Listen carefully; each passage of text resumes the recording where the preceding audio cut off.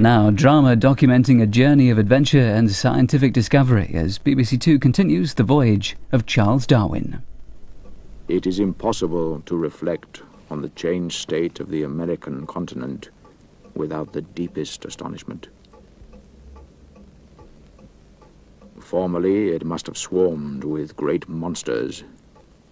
Now we find mere pygmies compared with their antecedent races. What then has exterminated so many species? I could not bring myself to believe a great flood or any other biblical event was the true cause.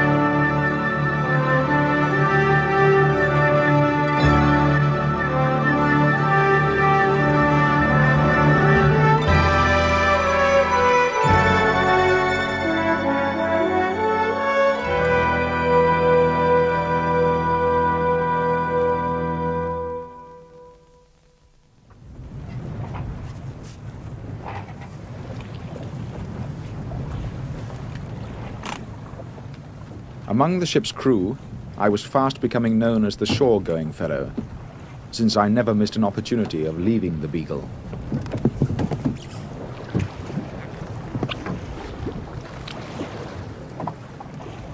Goodbye, Darwin. Good hunting. Cast off.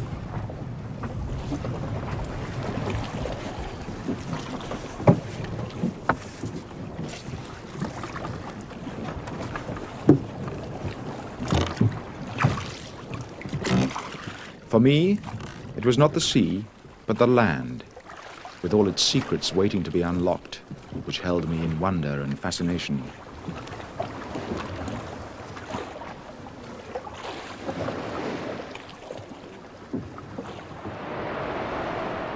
We made our landfall on the coast of Argentina, some 300 miles south of the Rio Plata.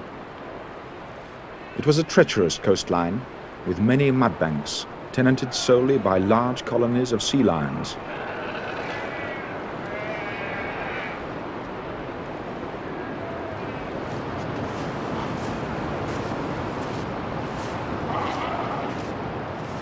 In many ways, it was fortunate indeed that I was not a fully trained naturalist or geologist. My mind was not yet enclosed within the confines of a single discipline, but was free to wander and speculate on many things.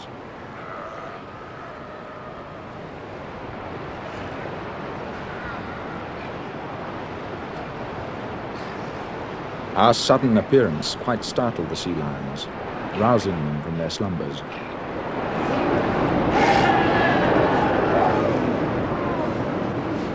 The sea lions appeared to us to be of a loving disposition, lying huddled together like so many pigs.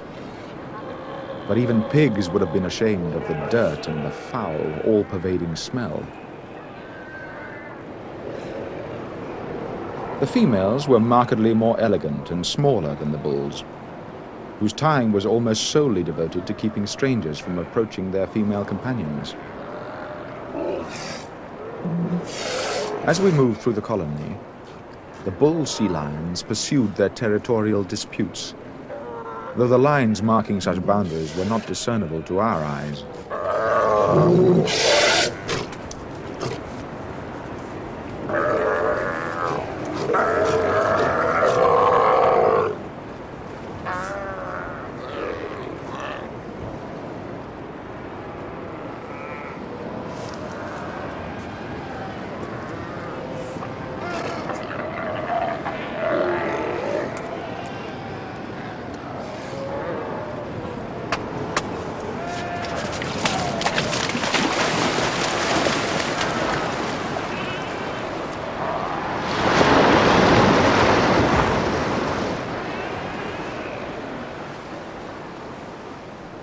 It was a remarkable feeling that before us lay over 1,000 miles of uninhabited coastline.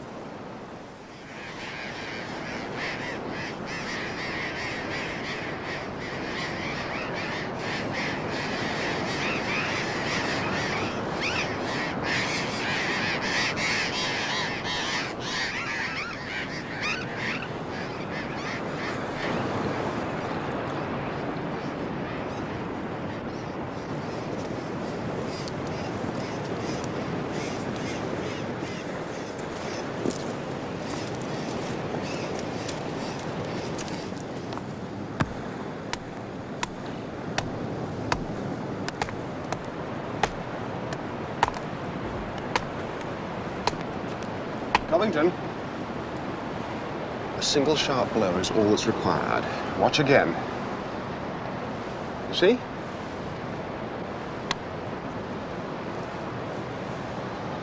Whatever you say, sir. My way we get more pieces. My way, we get useful pieces. Each one of these layers is a story to tell if you can read it. And each rock in the layers can tell you the date the story took place.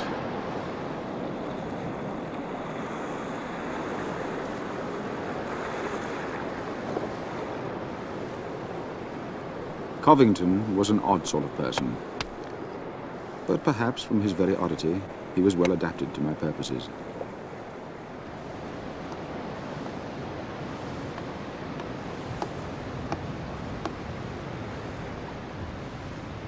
At this time in my life, distinguished men of science were held by me in such awe that it never occurred to me that I might one day become one of their number. I saw my tasks simply in terms of recording and collecting, and I never entertained the hope that something I might find would prove to be a unique discovery.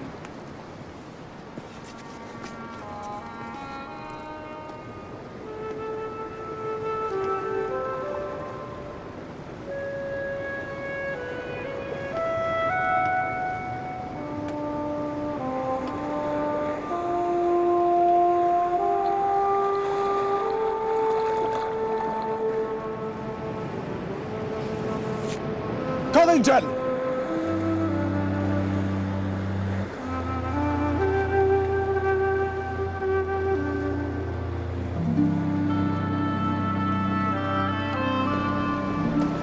There, start digging carefully.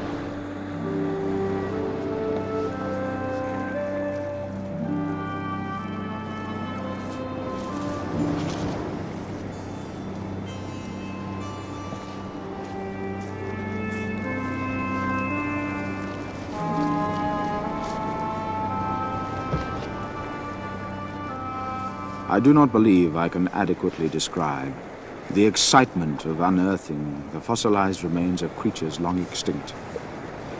It's huge.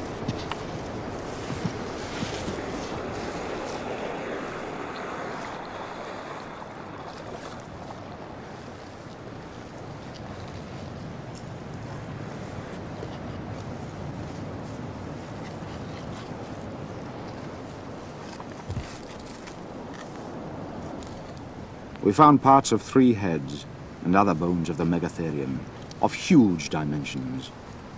A great toxodon, one of the strangest animals ever discovered, and a giant armadillo-like creature.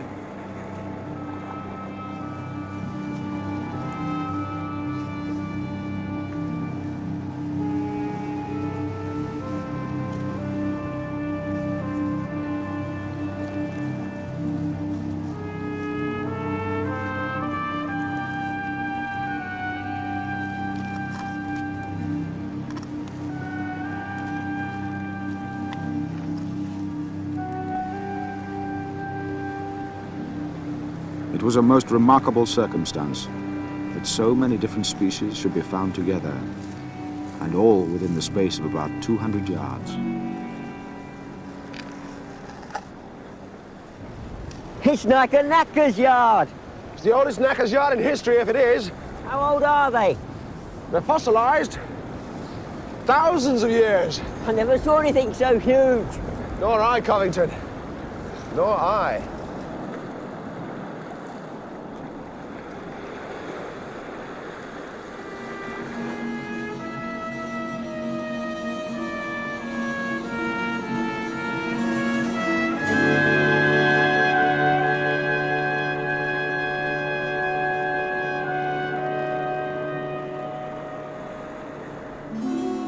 It proved how numerous the ancient inhabitants of this country must have been. But as to why they had all vanished, to be replaced by much smaller creatures, I could only guess.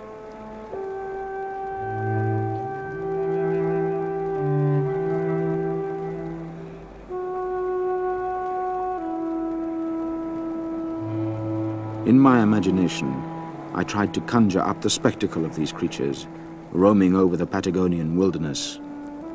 With their great tails firmly planted on the ground, they could freely exert the full force of their powerful arms and claws. Only the most strongly rooted trees could have resisted such force. Well, that's astonishing. Quite astonishing. But this is what makes it even more interesting. Compare the two. Yeah. Very similar. How long has this been extinct? Thousands. Many thousands of years, perhaps. My dear Darwin, you speak with such abandon of thousands of years. If I'm not mistaken, the creation itself was only... 4004 BC, according to Archbishop Usher. I know. So? Well, there are many people who don't accept his calculations. You're one of them? Must be room for doubt. What do you suppose became of these creatures? I think they just died out. Why should God destroy a creature he once thought proper to create? There must be a reason. Perhaps the climate changed, or the vegetation they depended on disappeared. I'll give you a reason. They failed to survive the flood. Possibly. There's an answer for everything in the Bible if you know where to look for it. It's you who are the future clergyman, remember? I doubt if I'll make a good one.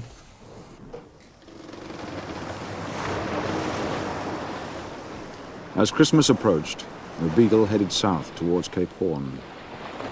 The sea looked ominous, like a dreary, waving plain, and I was overcome once more by the misery of seasickness. There was much worse to come.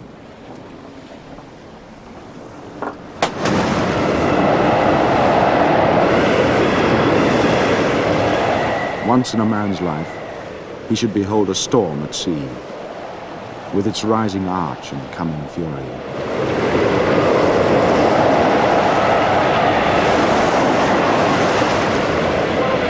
Aye, Captain. Lesser gales than this had dismasted and foundered many a good ship trying to make the passage of the Horn. The topsail. Aye, sir. If she had not been an excellent seaboat, and our tackle in good condition, we should have been in desperate straits.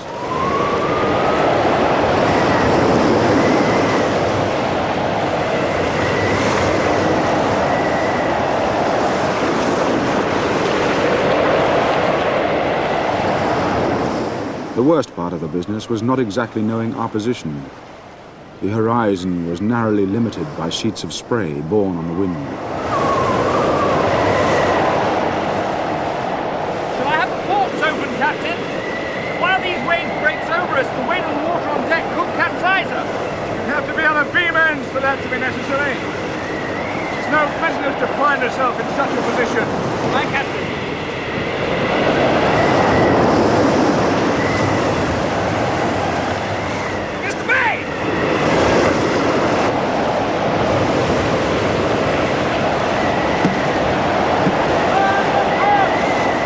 Trembling at every shock, the poor little Beagle tried in vain for 24 days to get westward by the outside coast. The men were worn out with fatigue, and at last the captain gave up the attempt and turned north behind false Cape Horn.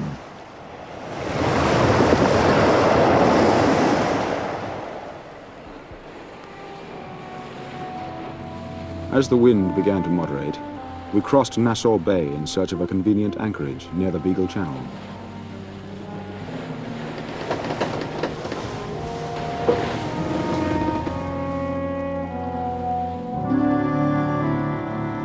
The constancy of Fitzroy's seamanship under those appalling circumstances had been unfailing. His skill as captain of that little man-of-war was beyond all question, and there were none on board who doubted it. He considered it the worst gale he was ever in.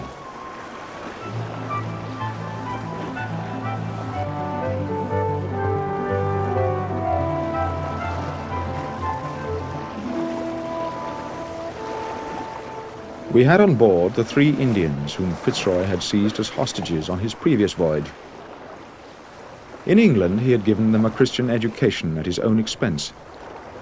He had called them Jemmy Button, York Minster, and Voyage Basket.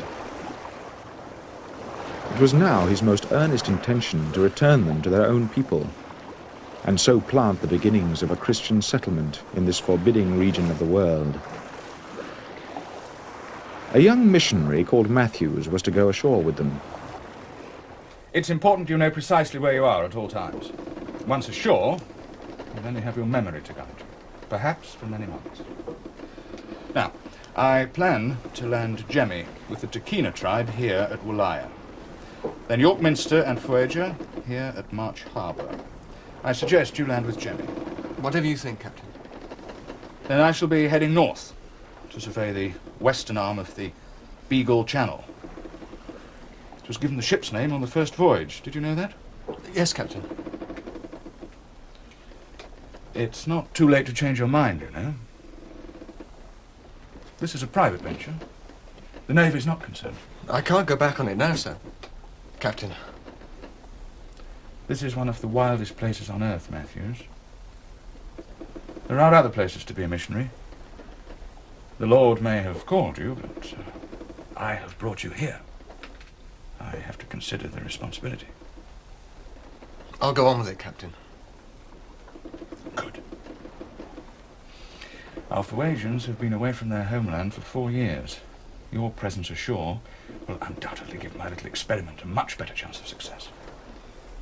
A glass of Madeira, Matthews. It may be some time before you see another.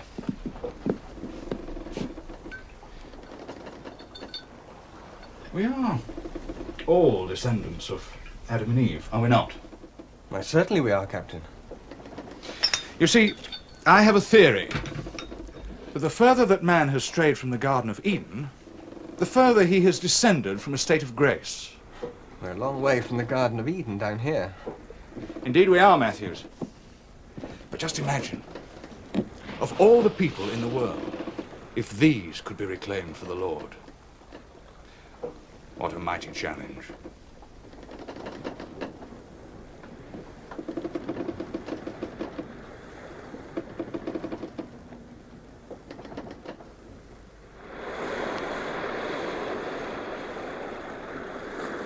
At last the Beagle found a safe anchorage, and the crew prepared to celebrate Christmas, surrounded by watching eyes. They've red and white stripes all over their faces. You want to look, Jimmy? I see well without glass. Any of your tribe there? No, they monkeys, not men. That's what you looked like when the captain and I first found you, Jimmy. There's more smoke up the mountain. Signal fires announcing our arrival, I expect.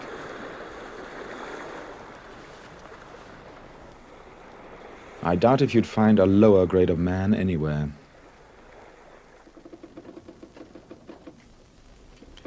You've caught a likeness there, Earl. How does little Voyage Basket compare with the Maori women of New Zealand? Oh, vastly less handsome, I fear, but I find her quite fetching. So do the crew, but I think that can be explained by the amount of time we've been at sea. Problem for the artist is always the same. The damn missionaries insist on natives hiding their natural forms behind hideous European clothing. You don't have much faith in our Mr. Matthews, do you? He has his own faith to sustain him. It's hardly need of mine. I meant in the task he set himself. In my experience, a savage receives no benefit from having the Gospels preached at him when his mind is not prepared to receive it. You would leave them in a state of barbarism? By all means. Teach him how to build a house or make a nail. But spare him the mysteries of the holy redemption. Fitzroy would say that you can offer both at the same time. You know, Darwin, I once saw a missionary in New Zealand expounding on the torments of hell and how all men should walk in fear of damnation. The Maoris laughed out loud. and said they would have nothing to do with a god who delighted in such cruelties. Then they demanded a blanket apiece for having taken the trouble to listen so patiently. What a region.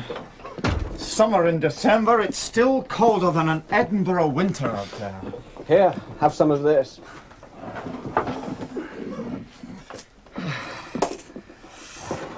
Those savages are still out there on the cliffs. I could see a dozen fires right along the bay. The clans are rising. Where's the captain? Not celebrating? He's in his cabin with Matthews, trying to raise his spirits. Ah, they'll need some raising. It'll take more than the love of the Almighty if that fella's to survive a winter down here. He'll need some more flesh in his flanks and red blood in his veins. At least they're unlikely to eat him. He wouldn't be worth the firewood. Maybe he'll surprise you all and become a saint or a martyr. They're making enough din up there, Sullivan. What's going on? Oh, it's the beautiful Voyager. She's the toast of the ship's crew. I think they're casting lots for her. One more rum and she'll happily accommodate them all.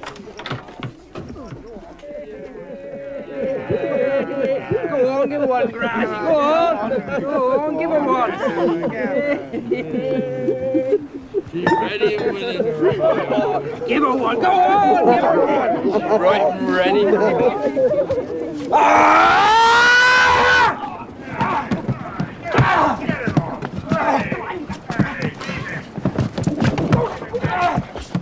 That's enough!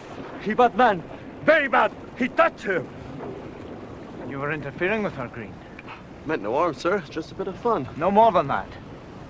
No more, sir. She got what she was coming. Get below. I'll deal with you tomorrow. Wager. Come on. Calm yourself. Calm yourself. It's all right. It's all right. As for the rest of you, one double issue of grog, and it's you that behaves like savages. This is supposed to be a Christian festival, not an occasion for a drunken brawl. Now you get below, or I'll have you swabbing the decks all night.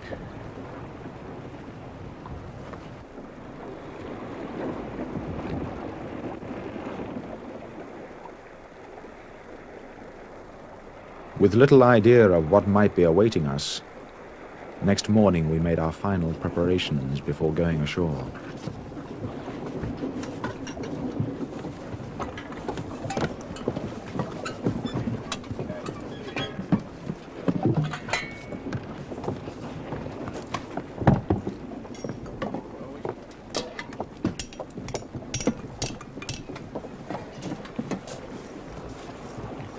Why did you all decide that he and Voyager would land here with Jenny? I don't know. He may be afraid to be on his own, or he may be up to something. They're not even his people. No. Still, it makes it easy for us. Matthews can keep his eye on all three of them. Who ever heard of wine glasses and fine white linen as being suitable for these latitudes? I agree with you. I call it culpable folly and stupidity. That is the Church Missionary Society's idea of civilized living. Never fear, I've provided Matthews with all the essentials he'll need. Including a gun? Including a gun. He doesn't seem much like a hero, does he? But I believe he'll find hidden strengths of character. With God's help.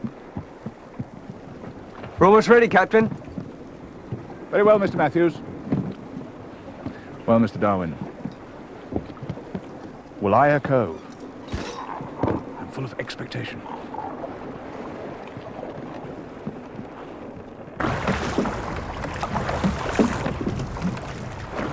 Mr. Wickham, Captain! as soon as we run ashore, secure the boats, and then mark a boundary line for our encampment. Aye, aye, Captain. And place sentries. No native within our perimeter. We may have to enforce it. I want no shooting if it can be avoided.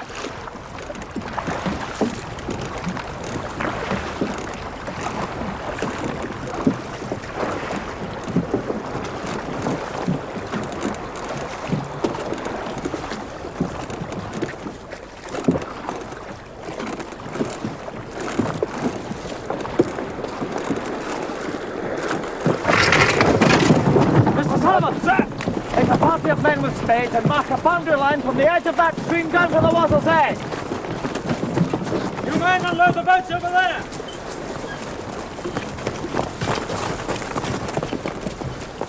Marines, line up behind the line!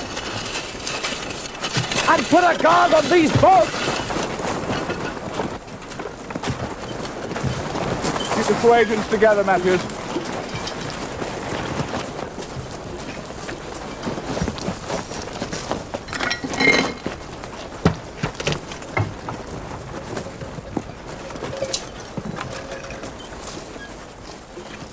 Marines, stand firm.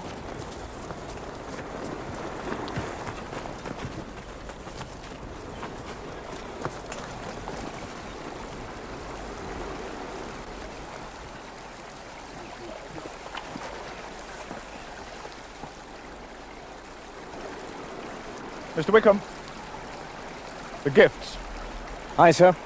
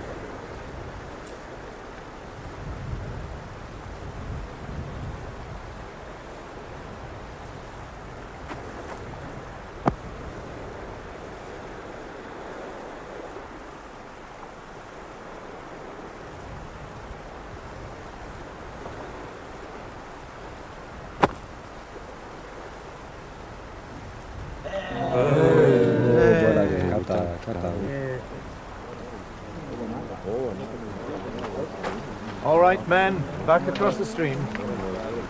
Well done, philosopher. You're one of them now. You'll have to paint your face. Next, of course, we must find you a wife. Oh, must we? Oh, Anata! Oh, Anata! He's my brother. And the others, Jimmy? Sister, mother.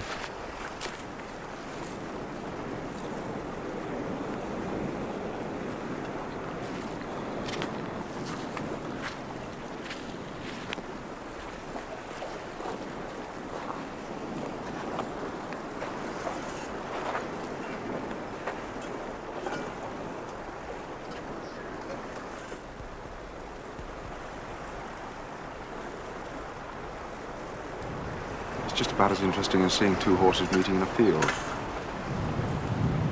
Even the horses would show more animation. Coata pukuya. Speak to him, Jemmy. What with you, my brother? Not in English. In your own tongue, man. Mi padre. ¿Dónde? Yo. Sueño. Why Spanish, Jemmy? What's wrong?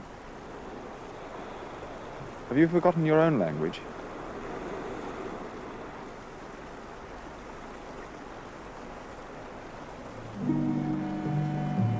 I would not have believed how great was the distance between savage and civilized man. It seemed greater than between a wild and domesticated animal, because in man there is a much greater power of improvement.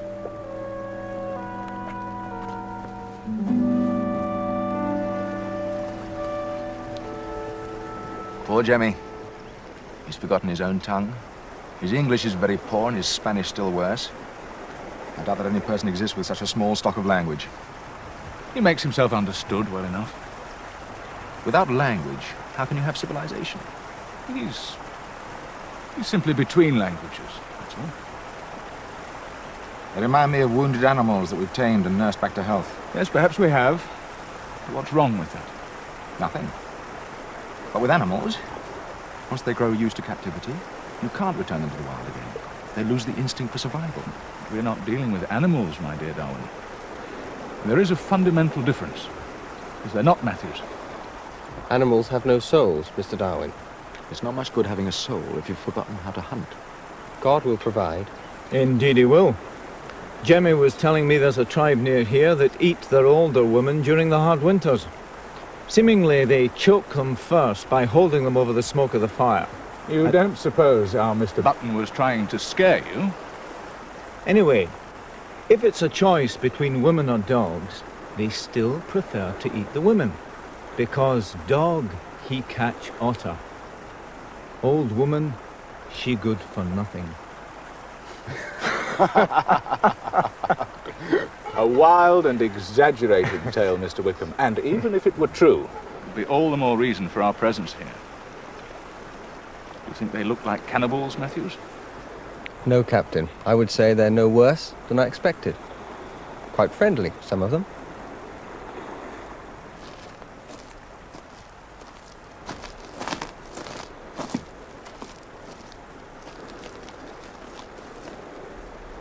What's the matter, Sullivan? You look distinctly ill. What is it, man? I thought I knew this country, but these savages this. How with it then? Over there, across the stream, along the beach, I saw this child. She was carrying a kind of basket full of seagulls' eggs. Suddenly she tripped and fell and dropped the basket. And when her father saw it with the eggs all broken, he flew into a rage. And then I could hardly believe it. He grabbed her by the legs and dashed her head against the rocks again and again. When he heard my shouts, he just left her there and ran off. He just left her there to die.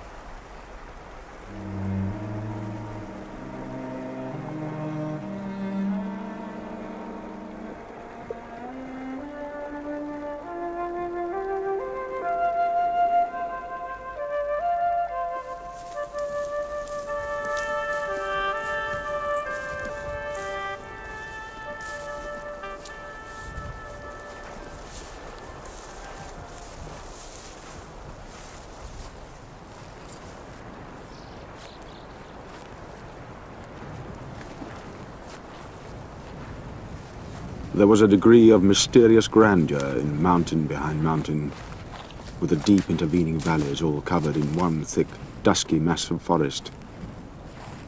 The atmosphere likewise in this climate where gale succeeds gale seemed blacker than anywhere else. The entangled mass of forest reminded me of the tropics, yet there was a difference. In these solitudes, death instead of life seemed to be the predominant spirit. What change or catastrophe could have compelled a race of men to leave the fine regions of the north and settle there, in one of the most inhospitable regions within the limits of the globe?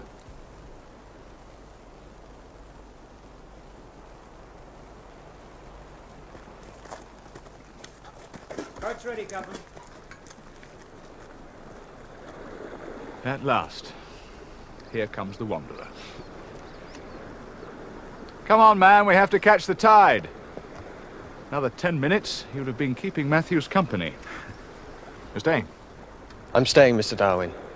I shall return in about a week. That will be necessary, Captain. With God's help, we shall build a Christian community here. Have faith in the power of your pistol too, Matthews. These natives respect neither property nor life. I protect him, Mr. Darwin. I protect him against bad people. What have you got in there? 4 rows of potatoes, 2 of carrots, turnips, peas, and over there, onions, lettuces, leeks, and cabbages. By next spring, you should be self-sufficient.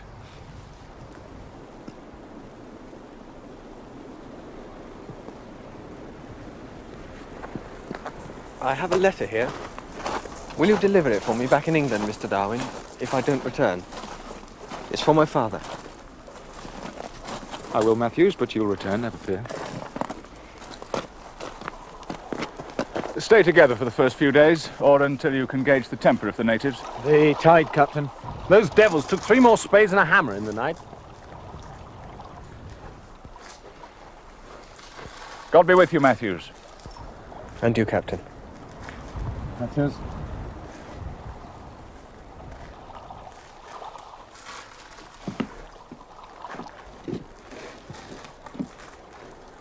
Boats away.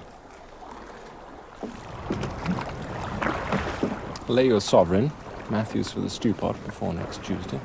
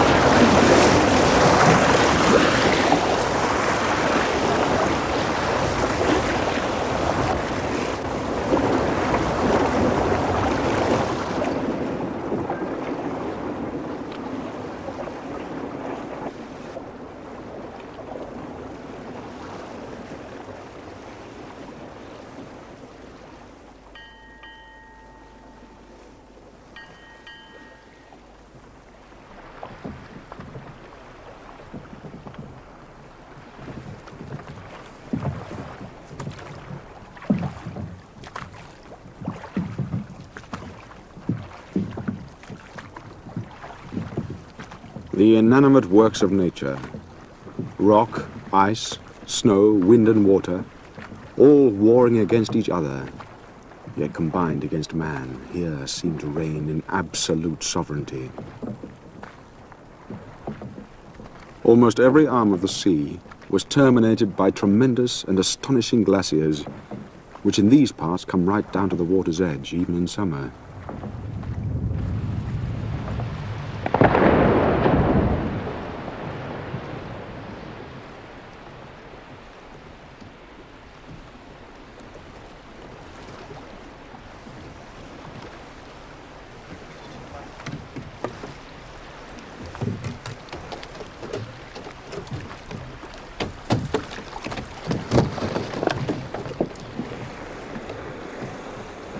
If you want to try climbing up that philosopher, you do it on your own. We're just simple sailors.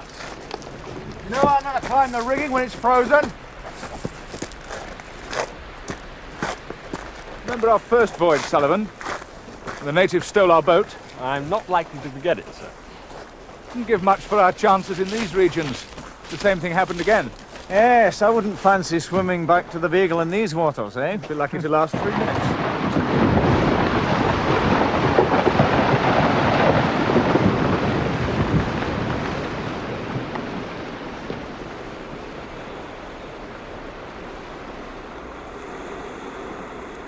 These vast piles of solid ice, which never melt and which seem destined to last as long as the world holds together, presented a noble spectacle.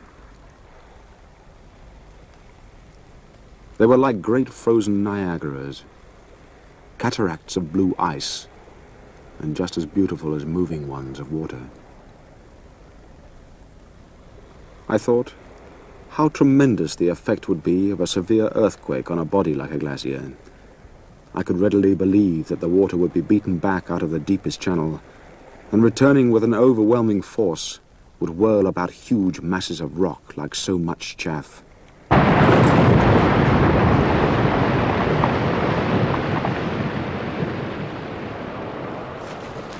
Captain, that ice might collapse at any moment.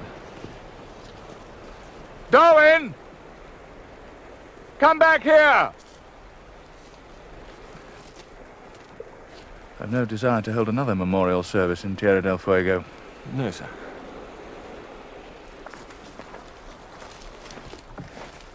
Well, what were you doing over there, philosopher? Claiming the territory in the name of the crown? It looked more likely to claim you. You've just given me an idea, Mr. Wickham. Whichever of those peaks proves the highest, I shall call it Mount Darwin. Thank you, Fitzroy.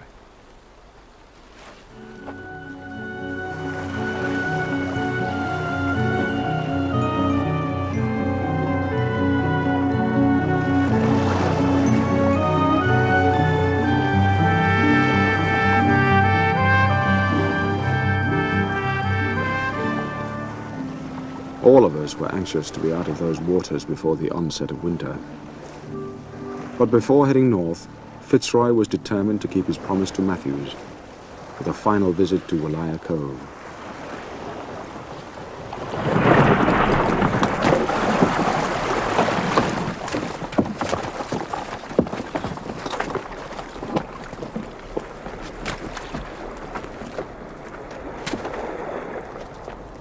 Matthews? Matthews?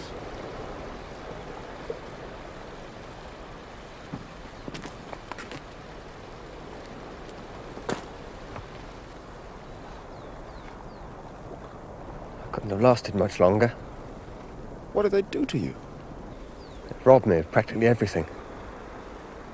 When I wouldn't give them what they wanted, they came at me with stones. Jemmy and York? Did nothing to help you? They were no good against the rest. The others wanted to pluck every hair off my body. I had to keep them away with presents. Another few days, they'd have skinned me. My brother, he robbed me. What you call that? Man robbing brother.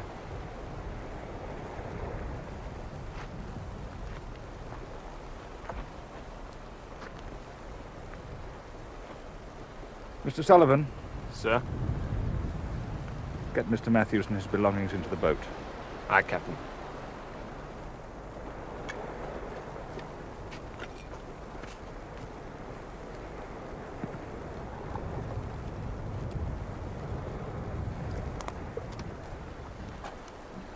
Do you want to stay, Jemmy?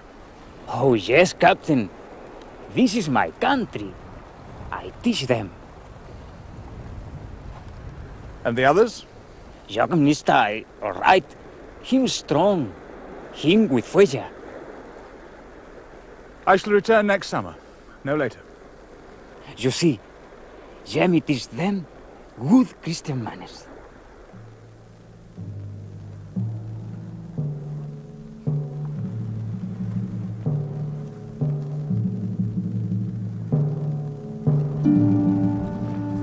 It was a melancholy experience leading our Fuegians amongst their barbarous countrymen.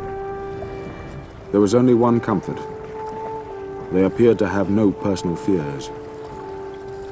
But I was convinced that whatever other benefits their excursion to England might have produced, it would not bring them happiness.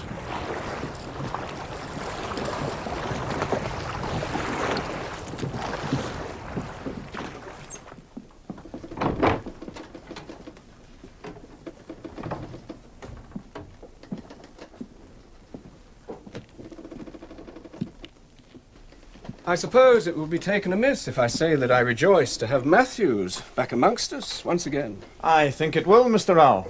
The captain's already of the opinion that you set about undermining the venture from the start. I made no effort to change the course of events. I never even went ashore. I'm a simple artist. I record what I see. An artist, but not simple. Am I obliged to smother my opinions for the sake of the captain?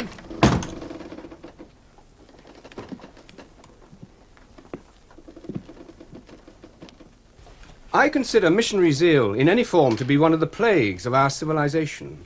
To see man in tune with nature is a beautiful and noble sight. Noble? Those wretches fighting over scraps of cloth. You would rather see the Beagle in full sail. Indeed I would. But that too, Mr. Wickham, is a true union of man and nature. I'll tell you this, Mr. Rowell. Argument never leads to harmony aboard a small ship. Ah, there we can agree.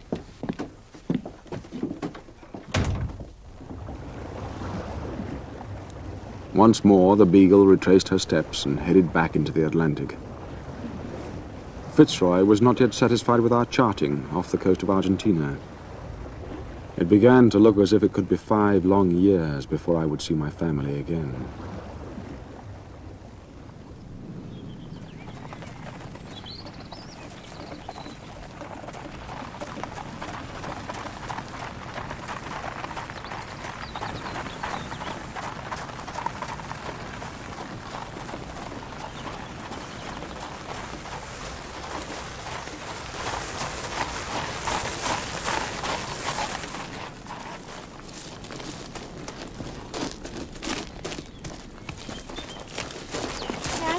Dearest.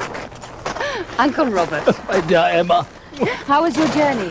Well, you know my feelings about journeys of any kind, even to see you.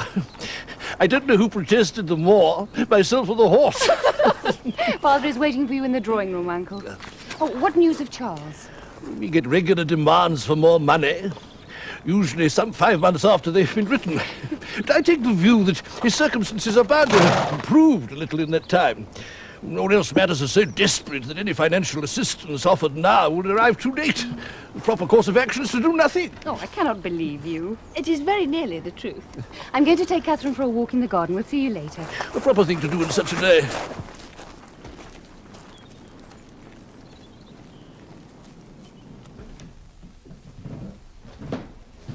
But it's not the money, is it? I mean, it's not a fortune. No, of course. Money's not important. It's a trifling thing. What worries me is that there's nothing of substance there. Is there any real point in a schoolboy adventure which lasts 2 or 3 years? His last letter. He asked for a box of Promethean matches with which to impress the natives of Tierra del Fuego. Highly scientific.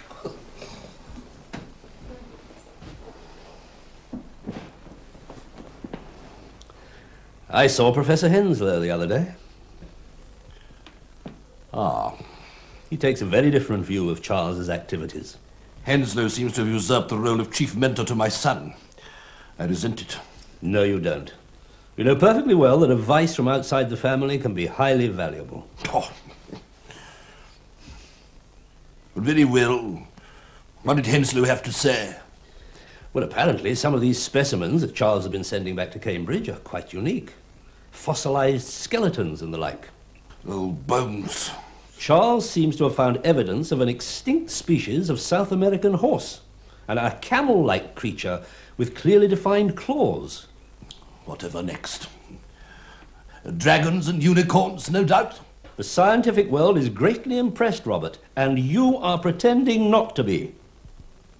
Remember, a prophet is never received in his own country.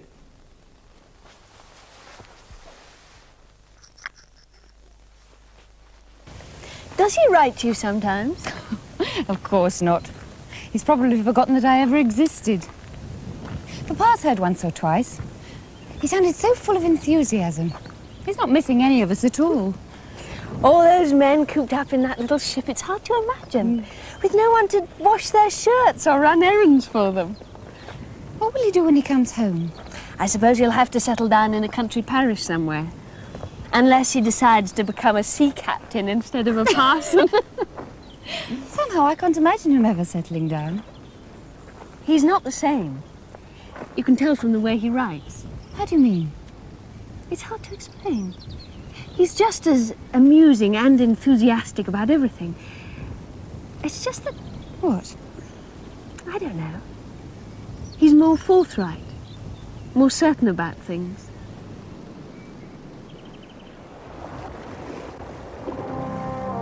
February 1834. We were bound once more for Tierra del Fuego. A full year since we first saw its coast. But none of us were prepared for such a complete and grievous change.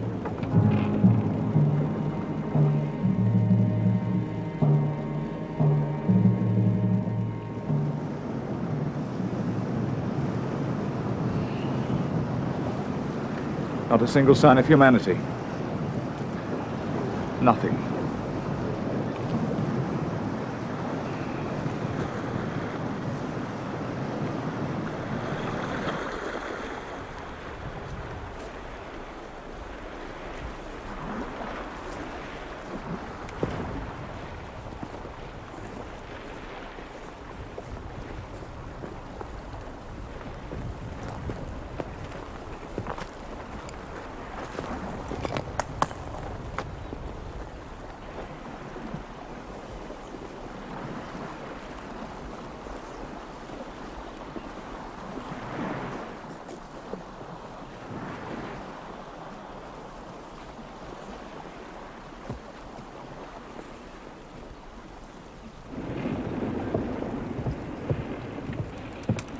Prepare to make sail, Mr. Wickham. Aye, aye, sir. Mr. Bosun, prepare to make sail.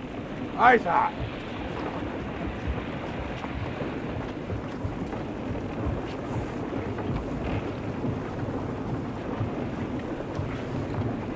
Captain, canoe off the port beam.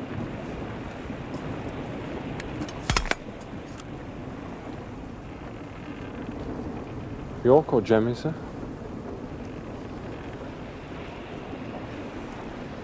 No.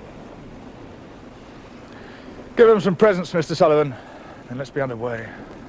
Aye, Captain.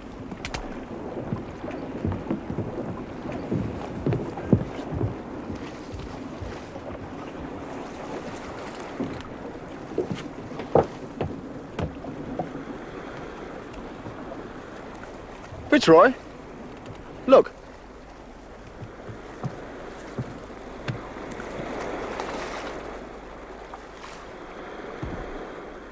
Good God. It's Jemmy. Hey, Jemmy boy. Jemmy. Oh, where do you get all this here? What you done with your best boots, Jemmy? Jemmy!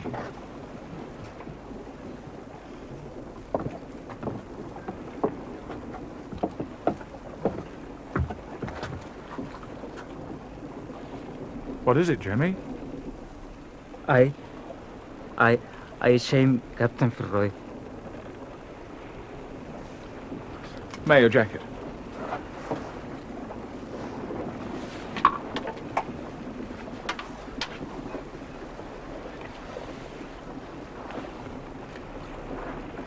There.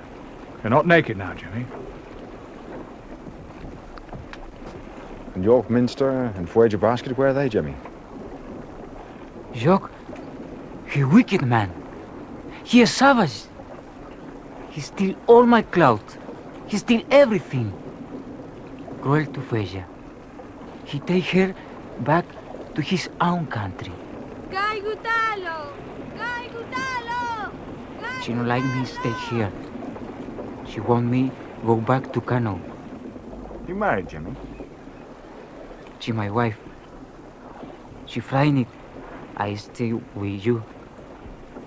I brought presents. For you, Captain. Other skins. Thank you, Jemmy. Very fine. Mr. Darwin, arrows. Arrows for you. I made them for you. Thank you, Jimmy. Captain,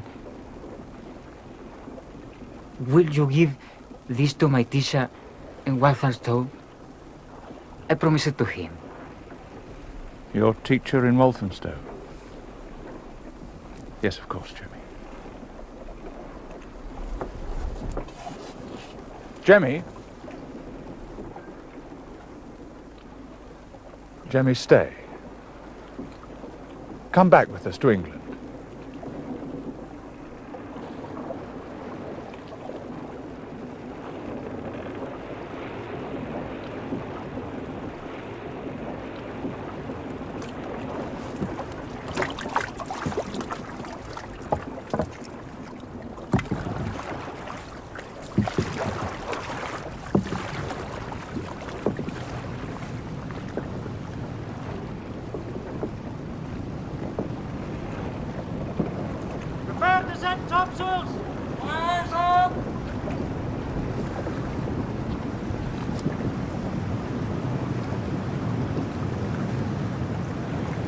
I do not regard it as a total failure. It was on too small a scale.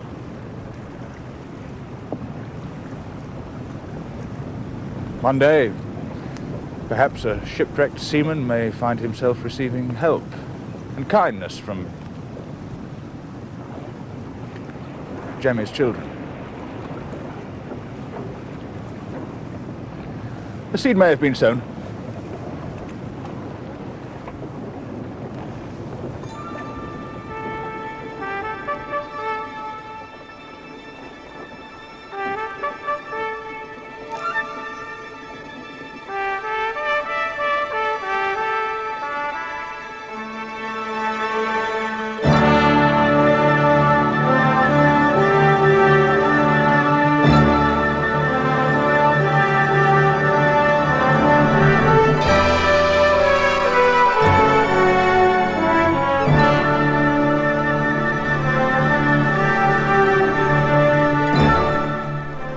the next chapter of The Voyage of Charles Darwin can be seen tomorrow morning at the same time, 10:30, here on BBC Two.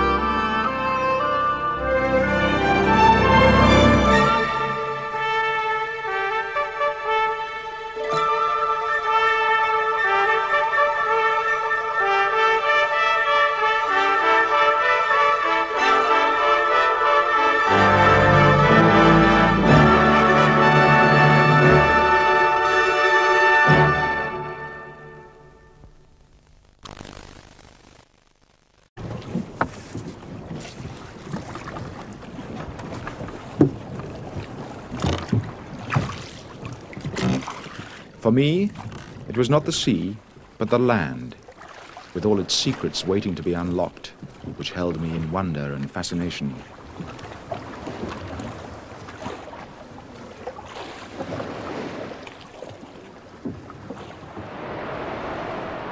We made our landfall on the coast of Argentina, some 300 miles south of the Rio Plata. It was a treacherous coastline, with many mudbanks, tenanted solely by large colonies of sea lions.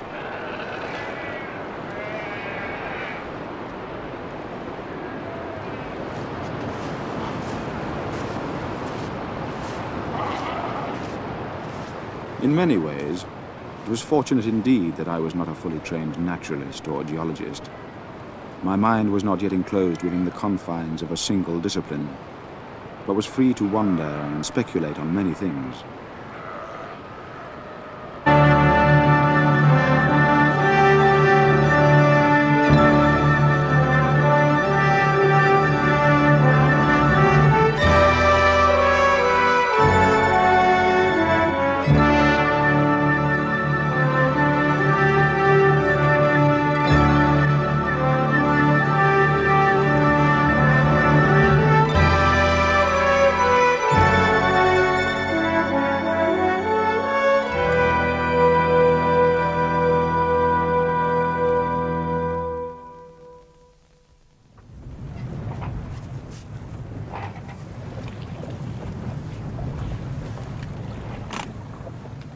Among the ship's crew, I was fast becoming known as the shore-going fellow, since I never missed an opportunity of leaving the Beagle.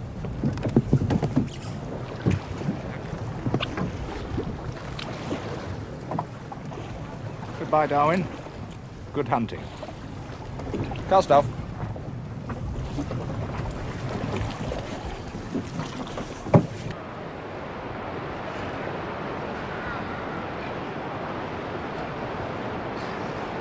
Our sudden appearance quite startled the sea lions, rousing them from their slumbers.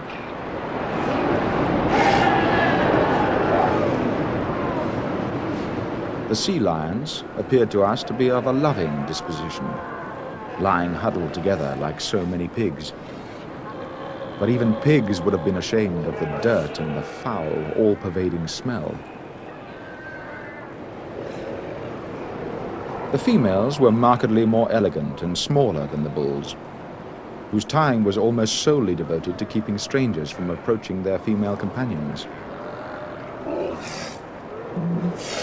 As we moved through the colony, the bull sea lions pursued their territorial disputes, though the lines marking such boundaries were not discernible to our eyes.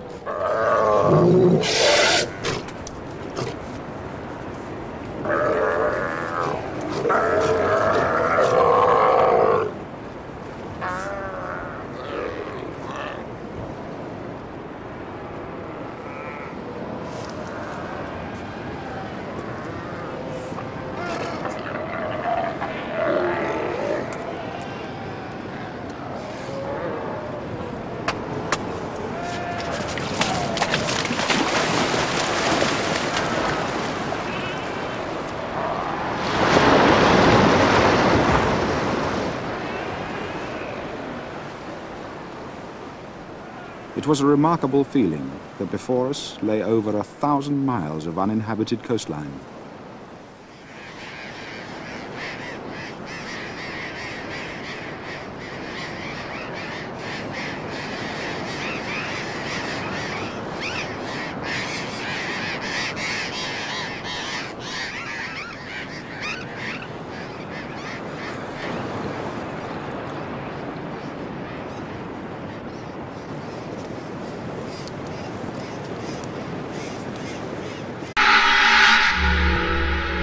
Now, drama documenting a journey of adventure and scientific discovery as BBC Two continues the voyage of Charles Darwin. It is impossible to reflect on the changed state of the American continent without the deepest astonishment. Formerly, it must have swarmed with great monsters. Now we find mere pygmies compared with their antecedent races. What then has exterminated so many species? I could not bring myself to believe a great flood or any other biblical event was the true cause.